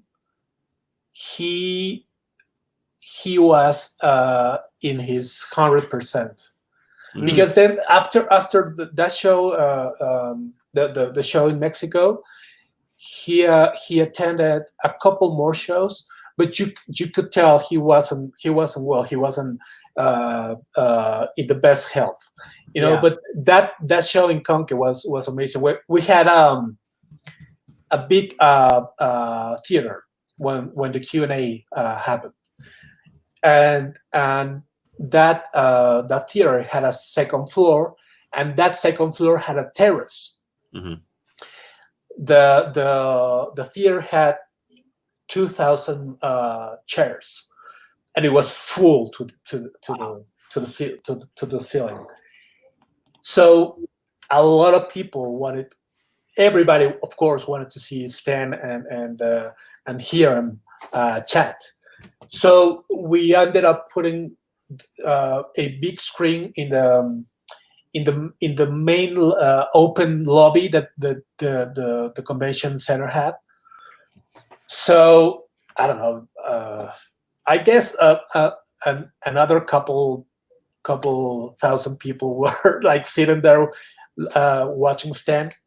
So by the end of his Q&A, we walked to the terrace, and people stand up and cheer him up. You know, it was like a king with his. It was a amazing. It was an amazing moment for Stan, and I'm happy that we as Mexicans got to show him the love we have for him. So it was a great show, and that show we had an attendance of 70,000 people. That for a Mexican show, it's a lot of people. It's a lot for any show. No, but more. I never met more inviting people. It was wonderful. Joe Jusko and I had a rough night, and then we ended up. It was. They took us out to the Hard Rock Cafe or something like that, and everyone was giving you drinks, and it didn't end well. Yeah. Much hospitality. Didn't wake up too great. No. Okay. Yeah. But thank you so much for that. That was a wonderful experience. Yeah, it was a great moment with Stan. It really was. So, all right. Well, we have you on for He's what time? 9:30? A little over an hour. Yeah, a little over an hour. Yeah. So Strange Academy 2 is slated for July. Right? July to come out? Strange Academy 2? July 8th. Yeah. Oh, yeah. July 8th. Awesome. Perfect. Mark in your calendars. Yeah. Please, and what issue are you on now? 2? I'm issue 5. Wow. Ooh, nice. Halfway through. Yeah. Humberto used to do 2 pages a day. Used to do. You said it right. Used to. I'm old. I'm old. Now, do you take? I have a question. And maybe it's a weird question. Do you take the weekends off? Do you work a 5-day week? No. What's that? I don't know that word. You passed. Hard work. No, on weekends, what I do is I wake up early. Mm-hmm. I do some work, and weekends in Mexico, when you are not on lockdown, we went out to see the family. We have brunch together, that kind of thing. So when families ready to go, I shut everything down and we go. Yeah. That's it. But the little time that I have, the little free time that I have, I use to do a little bit more work. Trying to get ahead a little on schedule. Yeah. It's always good. But no, I take it easy on the weekends. Yeah. Now you have such a unique style. Are you a big reference guy? Do you use a lot of reference when you draw, or is it all out of your head? No, a lot of reference. Yeah. When you draw a book like Spider-Man, I've always said that New York City is not a background. New York City is a character in your book. Mm-hmm. Oh, yeah. So I used to when I first started here at drawing comic books, like almost 30 years ago. I used to go to Borders and Barnes and Noble at every chance that I could, and buy photo books of New York City. Mm-hmm. I have 30 different books about New York City. Though some are pretty cool because some of them are just how you say gargoyles or these little details over the doors or door steps, and a lot of details that you're gonna use at some point. So I was building my library. Mm-hmm. But now I have Google Maps. Yeah, that's true. And Google Earth, and that was a game changing. That was great. I remember, and I always tell this story. One of those free comic book days books. I don't know, like 7 years ago, or no. They wanted me to do the Spider-Man free comic book day, and the story was simple because it was pretty much a fight through the Fifth Avenue.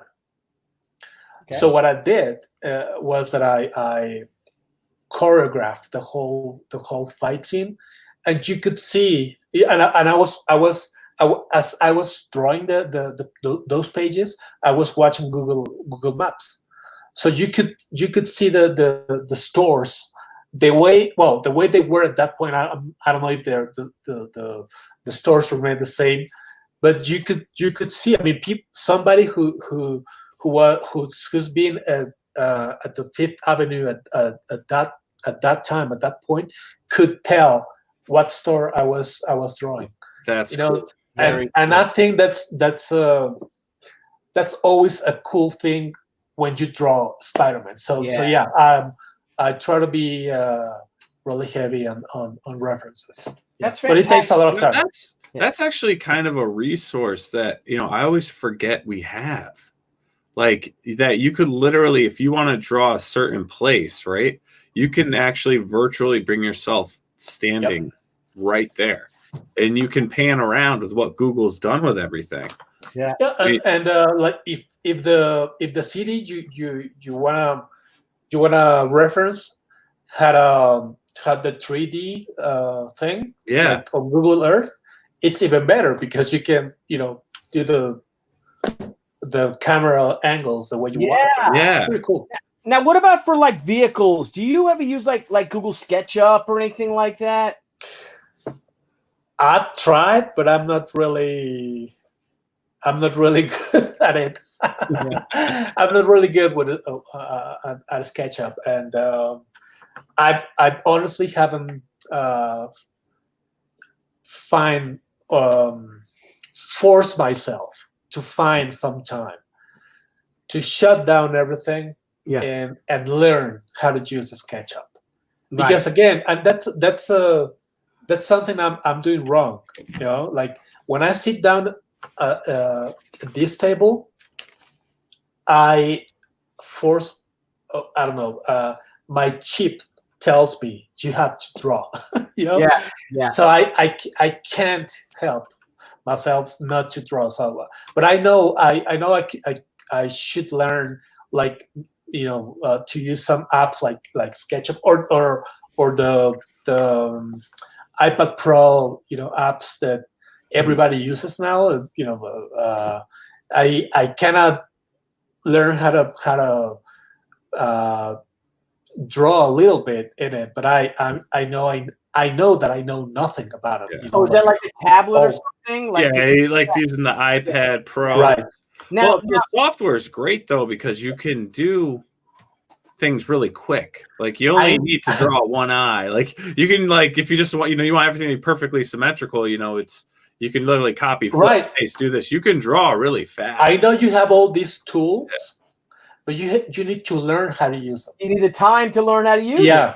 With me, like with Photoshop, all I know how to do is scan things in and play with the levels, like for shade, for black and white. That's really it, because I've never had the time. I don't have a week to try to learn Photoshop. I just don't. Yeah, Photoshop's like it's like buying an old car you want to restore, and you slowly learn it over time, because it takes for you. There's so much in these softwares that it really is. It's like I've been using Photoshop for years, and there's still stuff I don't know. Yeah. Right. I have this Udemy. Udemy. Online. Yeah. I bought a lot. What's that? What's a Udemy? Udemy is it's you pay for modules, and it's like online learning that's just pre-recorded and stuff, and you can buy these modules. I've done it for when I'm if I was having issues with certain types of anatomy, there's a couple Udemy courses I did in like Adobe After Effects. I have one for Adobe After Effects, and those are really, really cheap. Really cheap. And $9 because are that cheap? I bought a lot. Yeah. But I haven't used it because you have to invest time to learn. And many of those are they teach you how to use these tools. Mm-hmm. and I'm willing to use them at some point, but I haven't forced myself to find some time to learn. Yeah. Well, you don't have time to doodle. You don't have time for that. You No, know. You saw here, your artist. Crystal says your art is fantastic. Don't change Thank it. you. Each artist has a special style. Thank you. Word. Thank you. Now, are you at your art table now? Are you at a computer desk? Where are you now in your studio? Well, this is my computer. Mm-hmm. Mhm. This is my table. You know, it's not a fancy. Are you talking through your computer camera, or No. do you have, say, a webcam? No, computer. Oh, okay, Computer. okay. I have a little. This is my table. Oh my God! Look at this. This guy has his table. It has a little thing here to make it work. Mhm. And here I have an iPad Pro. Mhm. Yeah. And here, I think you can see the corner. Yeah. Here, Nile, can you make his? It's Oh, I'm it's sorry. my. I'm watching it's- him, and I'm not even. Okay, here. This is Yeah. my. Yeah. But as Billy said, I use it for scan and levels. Right. Yeah. So And it's that- a waste of money. But yeah. And behind you is your Cookie Monster. This is my favorite character ever. Oh, Well, this is the first one and the second one. Yeah. Spider-Man and Cookie Monster. Yeah. And that's your scanner. What scanner is that? Is that the Oh, one this is a printer, a brother printer, okay. Nice. but the scanner is here. Oh, look at This that. is an Epson A3 flatbed scanner. That's because it makes it easier. Yeah. Yeah, I just got a new Epson. It's got the workforce. The Workforce, yeah. Yeah. Yeah, So I because needed- this has an A3 bed as well, but the scanning is not that good at all. So I had to. Now, here's the thing, like with me, say I like to use these. The standard Staedtler mechanical pencils, and then I have I have these. Yeah. The ones that you have to sharpen, like that. Yeah. And Let then me. the smaller ones, the 005s that you can draw with. Where are those? These. See the smaller ones, which I use as well. This is my. Yeah, what do you use? I'm gonna show you my today set.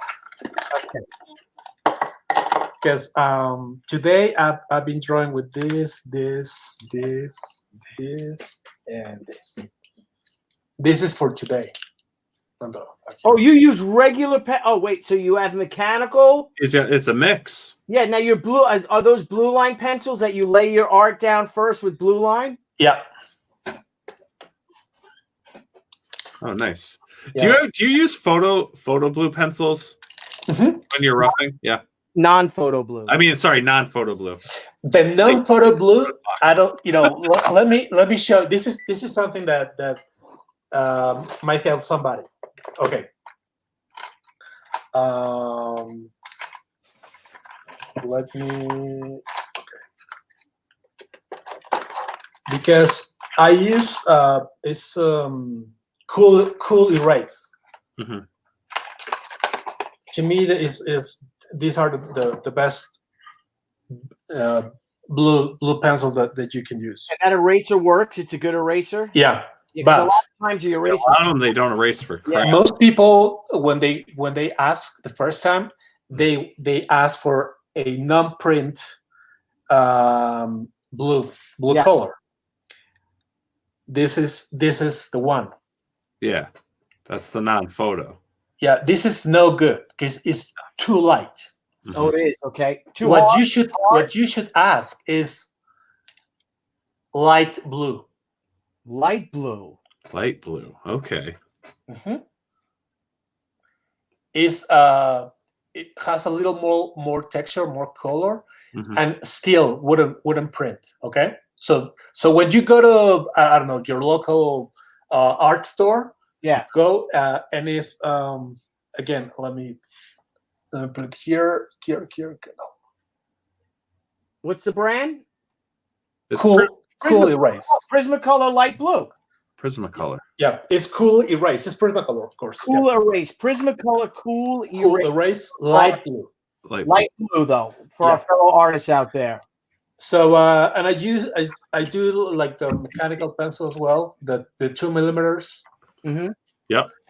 And when I ink, I use everything. I don't know,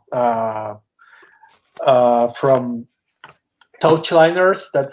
These are pretty cool. Yeah. Mm-hmm. Yeah, but also these little things that you find at Marshall's. Yep. You know? Yep. So you're using those inks. So you don't have, like, say, a bottle of Speedball and a brush, or do you do that as well? Well, no, I rather do this. It's easier and cleaner. Yeah. You want to know what I can't use? I've never been able to use really since like college. Is the Croquill pens? Yeah. I can't use them. I don't know how to use them. I can't get the ink to come out. I don't use them because I scratch the paper. I see these guys and I see them inking on YouTube or some. How do you get the ink to come out of them? I don't know. Like, you might have to use, but the ink's not coming out. You might have to use India ink or something because you can't use. I bet you India ink probably would work, but if you use better ink like Speedball, like this or something, I can't get the ink to get out of the damn pen. Yeah. And I want to work with them so badly. I love them. Mm. Yeah. So that's what I use. Yeah. Archival ink. He's saying is that. Oh, so Antoine, are you guys using archival ink? I know what that is. Do you know that? No, I don't. No, I just how I don't know how to ink. I use regular ink like Staedtler or whatever. Yeah. Whatever comes handy. Yeah. Awesome. Wow. Well, man, Humberto, thanks you so much, dude. It's so great that you came back on the show. It's a pleasure. Thank you so much. It's been great. Once everything gets back to normal, right? Will you? Well, let me ask you this: have you been doing a lot more of these streams ever since the lockdown? I do one. Well, for the last 2 weeks, I've been doing it daily. Wow! I bet. Or your own stream, or other people? No. I do have my kind of my own thing. Mm-hmm. We do a show in Spanish with people you guys know, like Ariel Olivetti and Carlos Pacheco. Yeah. And Marco Lupoy, who's the editor of Panini, worldwide. Yeah. And so we do this show in Spanish to build up community, because we want to let people from our countries, because Carlos is from Spain, Ariel is from Argentina. I'm from Mexico, and Marco from Italia, from Italy. Italian, yeah. And kids sometimes have a hard time visualizing themselves as somebody who can break in, Yeah. And what we try to do with this show is through our own experiences, letting them know, like, people from our countries, we can make it as well, and we can make it big, and we can make it good if we are professionals, and we are responsible, and we are committed, Yeah. And so every time we invited people who's doing books in the States, and they are from countries that speak Spanish, or have are from the States, but they as well speak Spanish. So that's a pretty cool thing we're trying to do. I hope we succeed with that, because it's important. So you have a Mexican, an Argentine, and a Spaniard moderated by an Italian. Yes. And you guys could all understand each other's accents. Yeah, of course. Yeah, there are words, but that we don't use the same way. Some words that they have are bad words in Mexico, and vice versa. Yeah. But yeah, and Carlos, Ariel, and I, we are friends. We've been friends for a long time, and when we go to shows, we have a great time. So that's what we wanted to share with people, and that's the one show that I have. And I have another show where we talk about movies and how I know nothing about movies. It's really fun because my partners in that show, they do know about movies and they critic movies, in a professional way. And I'm just a troll. I'm the troll. And people love it because of it, Yeah. And but I've been invited to a lot of podcasts or YouTube shows, and I'm so happy because I get to talk about the things that we all love, and that's a great thing. Yeah. Do you think you'll continue it when things start to get back to normal, or will you become even more busy with work? If people keep inviting me, I'll keep going. Yeah. Oh, we all do it doesn't matter if they have 20 viewers or 2,000. It doesn't matter to me. I just want to have a nice chat. That's it. Well, if it's okay with you, like I said, we would love to do a Strange Academy show. Maybe we get Brian back on. Maybe we can get Scotty to come on when issue 2 comes out. Yeah, love to. In July. You know what I mean? And we could talk about the book. And I know you guys will be busy because I'm sure everyone else will, and Scotty's a great guy. If you guys know Scotty Young, he is such a gregarious, sweet, smart, super smart guy. Yeah. And I know a lot of people would love that because, again, that book really seems to be like the hottest book that Marvel's putting out now. And again, it's all that word of mouth. Everyone's talking about it. Yeah, yeah. It's been so nice. Honestly. Well, you know this, Billy. Whenever you bring a new book out, there's people who love your work and people who hate your work. And there's no middle ground in it. Right. And this book, it's been a big change because of 100 comments about the book. I can tell you 95. It's been all about how good the book is and how much people are enjoying it. So that's a great thing too. I think it's got to be more than 95. Yeah, well, I hope you guys win an Eisner for it. Yeah, me too. The rest is like the first issue. You guys deserve it. Mm-hmm. Really. Well, Scott deserves it all.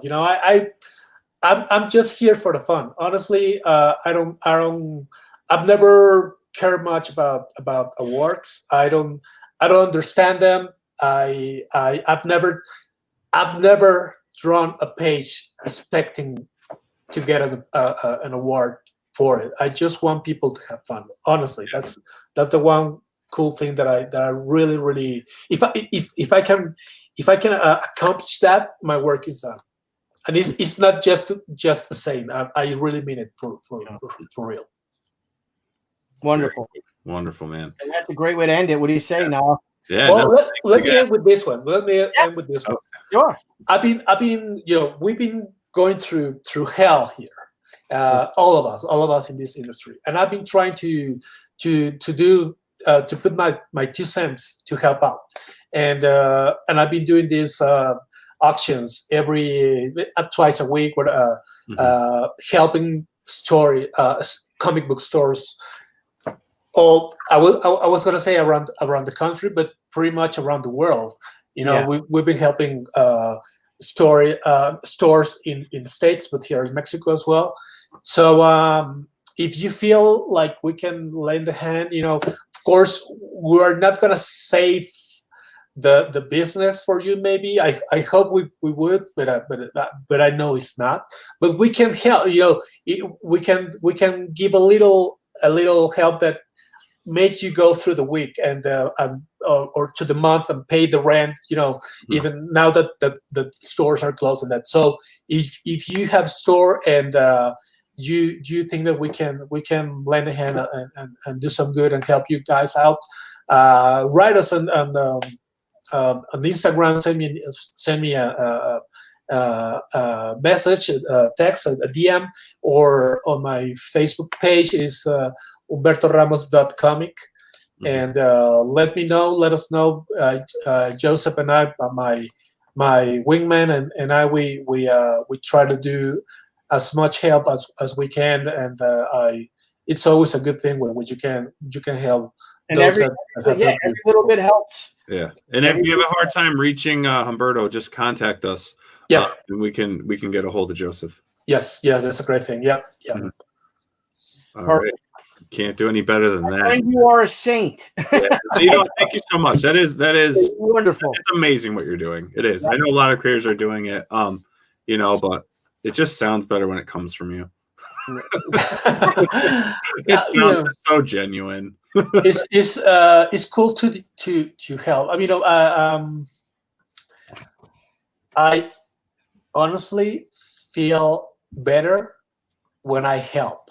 You know, it's not just a Mary Poppins line. You know, I don't know if it is, but it's not just like it's not like that. When I help, I feel better. I feel happy. I feel as happy as the person that my help could do some good. It's a good. It's a good feeling. Yeah, we are in the business that I can't. I have a great life. I have a great life, and I owe everything that I have to the books, and the way that people get the books that I do is through stores. And now these guys are going to a difficult time, and I'm happily in a position to do some help. Mm-hmm. I have no problem doing so. So I really hope that everybody find the best ending to this epidemic, this pandemic that we're living. Mm-hmm. And the stores, most of them open back, and us as fans go back and buy our books at the stores. Awesome. Roger that. All right. Well, thank you again, Humberto. That's just fantastic. Again, if anyone has any hard times reaching them, that's interested in any assistance or whatnot, please just message us as well. We can definitely get a hold of Joseph and in turn get a hold of Humberto. So, Humberto, thanks again. We hope you'll come back on the show again. And it's always great having you on. Yep. You got great. Yep. Thank you, Humberto. You're wonderful. Again, all the best of luck with it. Great luck. Thank you for all you do for the retailers and for the fans, and just being an incredible ambassador for the industry. Mm-hmm. It's a privilege talking to you, my friend. It really is. It always is. I love this job because this job gave me my living, but most importantly, gave me a lot of friends like you, Billy. Absolutely. And I can't be. It can be better than that. Yeah, we're so lucky. We really are. Yes. Just keep bragging, guys. Keep bragging. Friend, you're lucky. I know. We got a great show next week. We got a great couple of shows next week. We do have a great couple of shows. And we've got Walter and Louise Simonson. I know. Next week, we've got on Tuesday, we have Ben. So on Tuesday, we've got our crowdfunding comics episode. So we're going to highlight 3 great crowdfunding creators. We have Ben Fulselaire on. We have Justice Wright on. And we have Roland Mann. And I don't want to butcher her last name. Barb Kaelberg. Barbara Kaelberg, yeah. Barbara Kaelberg. And then on Wednesday, yes, we have the Simonsons. Yeah. On the show. That's going to be great. And then we have Miss Amanda Connor on Thursday. Wow. About Amanda's career. Yes. It's going to be a great week. She's no stranger to the show, but this time she's with no Jimmy, and we're focusing only on her career. Right. That's great. That's great. Yes, it's going to be great. My love to the Simonsons. Please tell them. Absolutely. I owe my career to Walter Simonson and John Buchan. Oh, well, maybe we'll send you the link. You could pop in and say pop in? Yeah, love to. Oh, excellent. Yes. We'll send the link.